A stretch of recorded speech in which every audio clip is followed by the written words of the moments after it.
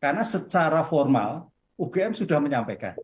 Sekarang secara material seperti apa? Nah, hasil ini yang akan dikeluarkan oleh Baris Krim. Tapi pertanyaannya, apakah hasil Baris Krim itu satu-satunya yang bisa diterima? Oh tidak. Nanti seandainya Bang Roy dan teman-teman itu tidak sepakat, ada pembandingan. Ini yang disebut kadang-kadang kontra suatu pembuktian. Jadi hasil forensik itu dari penegak hukum, bisa juga hasil forensik dari para pihak pelapor. Ini kalau kita lihat, seperti halnya kalau kita lihat visum dari penegak hukum, visum ulang dari para eh, korban dan sebagainya. Itulah yang untuk membandingkan. Oleh karena itu di sini nanti kejernihan hakim akan melihat sebagai bentuk hasil forensik sangat menentukan. Karena ini kan ilmu-ilmu forensik yang bukan ilmu-ilmu orang hukum. Tapi sejauh mana para penegak hukum itu bisa menjelaskan hasil forensik ini dan bisa meyakinkan hakim. Karena apa? Kenapa forensik hadir? Itu apabila ada keraguan.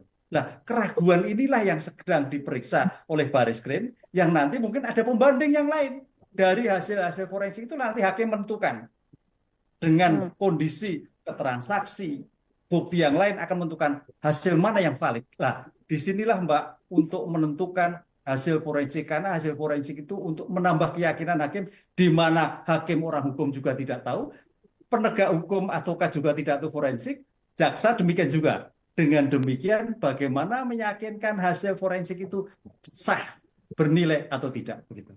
Artinya saling menguatkan satu sama lain antara saksi, forensik, dan juga pembanding. Atau ada yang lebih besar yang akan dipertimbangkan tapi Prof? Iya, padahal nanti kan Bang Roy juga bisa melihat hasil forensik. Kemudian Baris Krim juga disandingkan. Hmm. Nah, disinilah nanti hakim akan melihat bobot yang bernilai sah, nilai suatu bukti asli atau tidak itu akan di sana.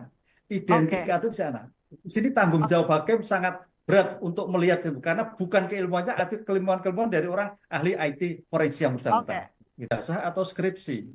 Hmm. Kalau Hmm. ijazah ya ijazah. Nah, gitu kan.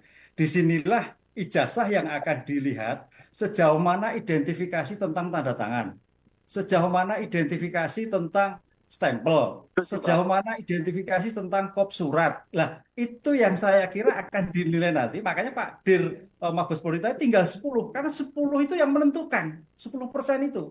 Karena 10% itu menentukan identifikasi tentang ijazah. Identik atau tidak identik. Apa? Nomornya, tanda tangannya, kemudian stempelnya, kop UGM-nya, itu yang saya kira akan dibuka tentang ijazahnya. Oh, ijazahnya ini identik, ya berarti selesai. Oh, ijazahnya tidak identik, oh berarti bermasalah. Nah, ini saya kira ilmu-ilmu tentang forensik identifikasi sangat menentukan sekali. Memang tadi saya katakan bahwa tentang identifikasi imbang itu nanti saya kira Bang Roy juga diberikan kesempatan untuk melihat itu. Disinilah nanti hakim yang akan melihat sejauh mana hasil Bariskim atau hasil Pak Roy yang akan diterima dalam sebagai kesimpulan identik atau tidak identik. Itu yang Hmm. nanti menjadi ramai, Mbak Cin. Sepakat. Iya, karena ini uji uji saintifik. Yang dilihat adalah saintifik. Kalau saksi kan bisa lupa, bisa ingat, bisa terpaksa, bisa lupa-lupa dan sebagainya. Tapi kalau tentang identifikasi saintifik itu sudah A, A, B, B. Nah ini makanya tadi 10 akan menggugurkan. Iya betul, karena sejauh mana identifikasi itu jelas. Karena ilmiahnya, disitulah ilmu forensik adalah ilmu pengetahuan untuk membantu Sepakat. persidangan dalam suatu mengungkap suatu perkara. Cocok.